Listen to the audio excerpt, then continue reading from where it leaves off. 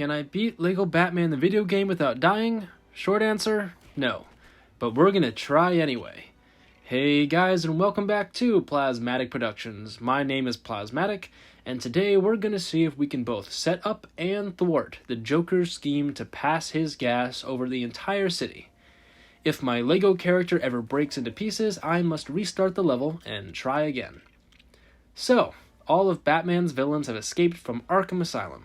Upon his early release, the Joker has formed a team made of Mad Hatter, Scarecrow, Killer Moth, and of course, Harley Quinn. The quintet are planning to release their funny gas by blowing up Gotham Cathedral, because that'll somehow give it the most spread or something. I mean, there's no way the cathedral is the tallest building in the whole city, right? Well, whatever. With Joker and the Mad Hatter on their way to Ace Chemicals to gather more chemicals for the Joker gas, Batman and Robin fly off to stop them. Oh wait, before we start, I just wanted to mention that I turned on some extras to make the challenge a little faster. Oh, not easier, just faster. I turned on the stud magnet so I get less distracted by stud hunting, and I turned on fast build so redoing all the building sections wouldn't be as tedious. But I left off the extras like regenerate hearts, extra hearts, and invincibility.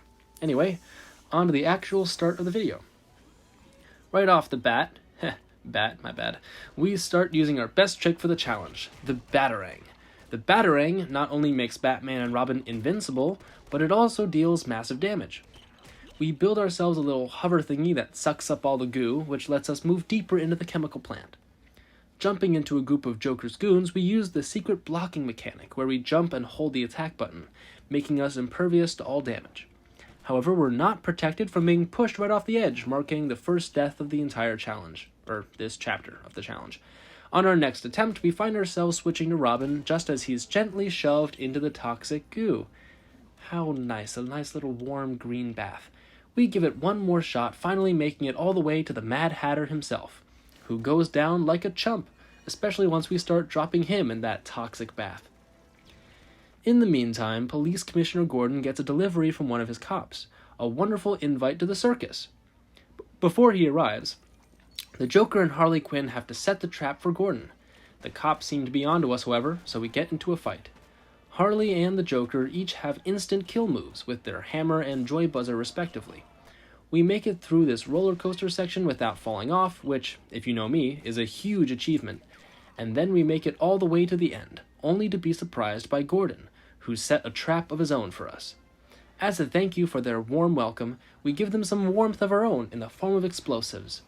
Gordon isn't the most thankful when it comes to our gift, however, and shoots us to death. We give him one more smack before heading out.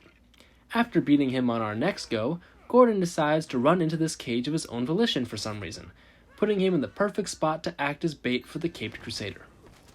Speaking of Caped Crusaders, Batman and Robin get a video from Joker and Harley, showing off the captured Gordon. This idea of the Joker holding Gordon capture at a carnival or circus is a really dark reference to the Killing Joke comic, where the Joker does the same. In fact, the Joker's appearance from that comic book is an alternate skin for him in the game, so it's unlikely that this is just a coincidence. Anyway, Batman and Robin take their sweet, sweet time taking down the Joker's henchmen, but we make it to a fight with Harley pretty quickly. You see, each time I play this game, I forget the gimmick to this fight, and it takes me 2 whole deaths to remember that I have to chase her around the circle until she gets dizzy, though I was already pretty dizzy myself from staring at this hypnotizing pattern for however long it took me to make it all the way to the end of the fight. Unfortunately, the Joker escapes to the skies in his helicopter, soon joined by Scarecrow in his biplane. In the last video, I mistakenly said that Scarecrow wasn't a playable character in any levels, that he only appeared in his biplane. My bad. This makes it so that Man-Bat is the only story villain that you don't ever play as in a villain level, like I originally thought. Anyway, this is the second to last vehicle level we ever have to play in this game. Yay!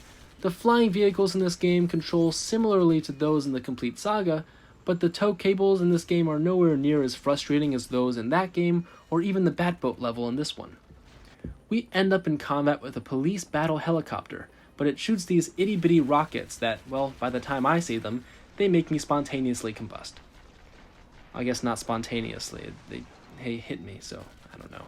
I learned to avoid them, but not the helicopter's own bullets, unfortunately. We do get to blow it up eventually, and we make our way to destroy this guy's proposal. But Batman and Robin are on their way to save love. But not before I took a break to text my friend to see how she was doing on her layover. Safe travels, have a good flight. Okay, now we're on our way to save love. I spend way too much time trying to get this bomb to hit this one metal thing, just swinging around and around it.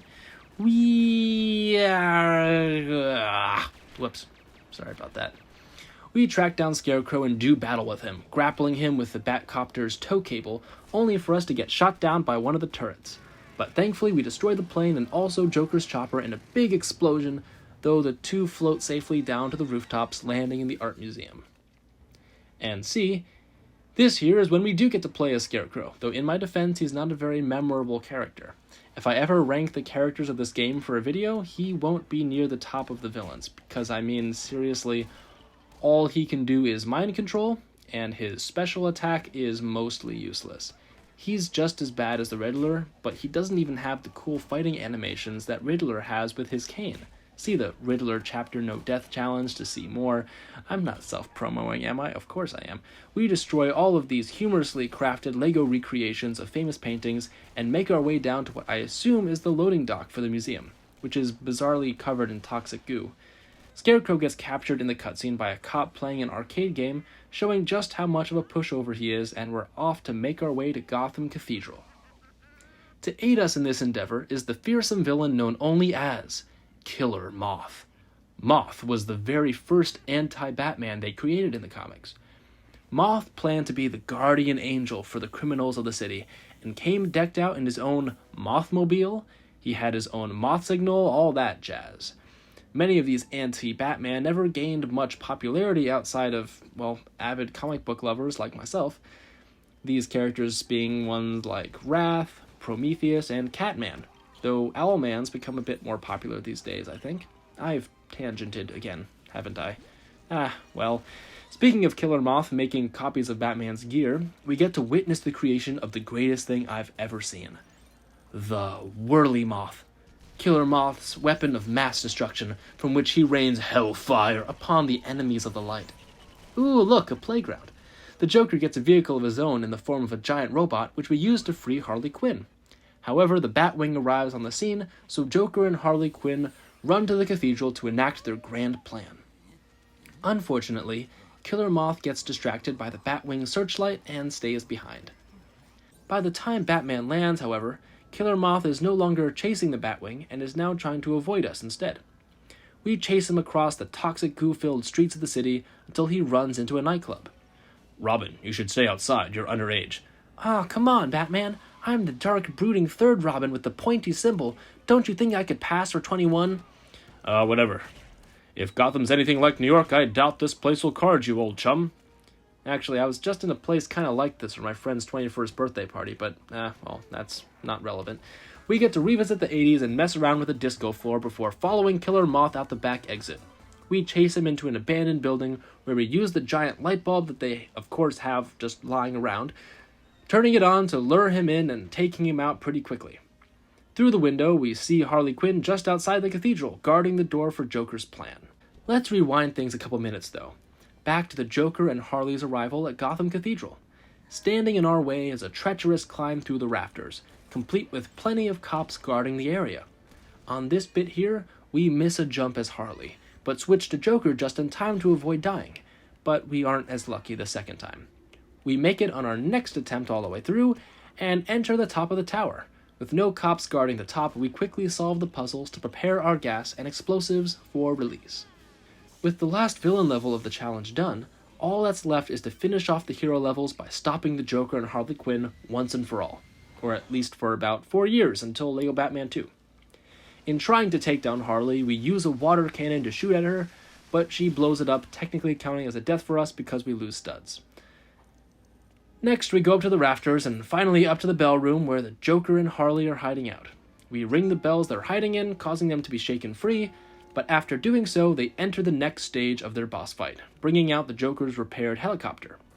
It fires at us while we try to return its fire in these water cannons, which are barely clinging to life themselves, but they shoot Robin to death one final time.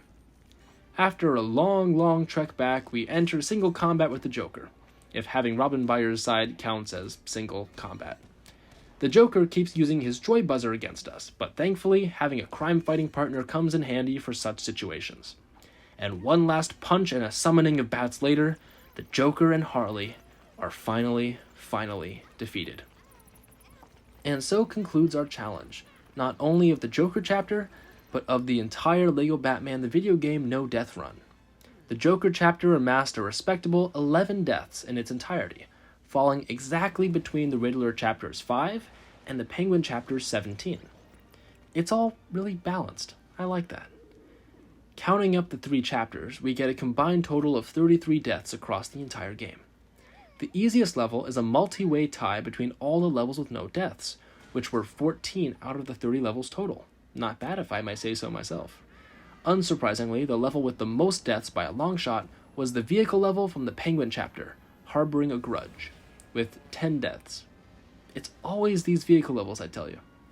So far, this is the best no-death challenge we've done, with LEGO Star Wars The Complete Saga and LEGO Indiana Jones' runs having more deaths within single episodes than the 33 we amassed in this entire challenge. So, perhaps we're getting better.